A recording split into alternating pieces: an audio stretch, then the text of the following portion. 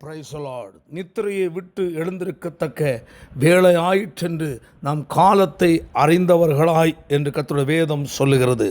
அன்பான சகோதரனே, சகோதரியே, இது கடைசி காலமாய் இருக்கிறது. இந்த உலகத்தை மீண்டும் மீண்டும் அனுபவிக்க வேண்டிய காலம் அல்ல. உலகம் ஒரு அழிவின் பாதையை நோக்கி சென்று கொண்டிருக்கிறது.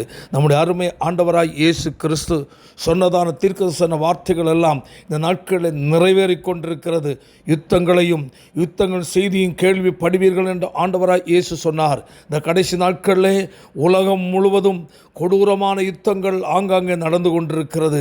அழிவுகள், மரணங்கள், எப்பொழுதும் இல்லாதபடி உள்ளதான விபத்துக்கள், மனுஷன் அன்பற்றவனாய் இரக்கமற்றவனாய் வாழ்ந்து கொண்டிருக்கிற ஒரு கொடிதான காலமாக இருக்கிறது. இந்த நாட்களில் கர்த்தர் நம்மை பார்த்து சொல்லுகிறது என்னவென்றால், நித்திரை என்றதான அலட்சியமான யானோ தானோ என்றதான நிலையை நாம் விட்டு இந்த நாட்களிலே விழிக்க வேண்டிய ஒரு காலமாக இருக்கிறது.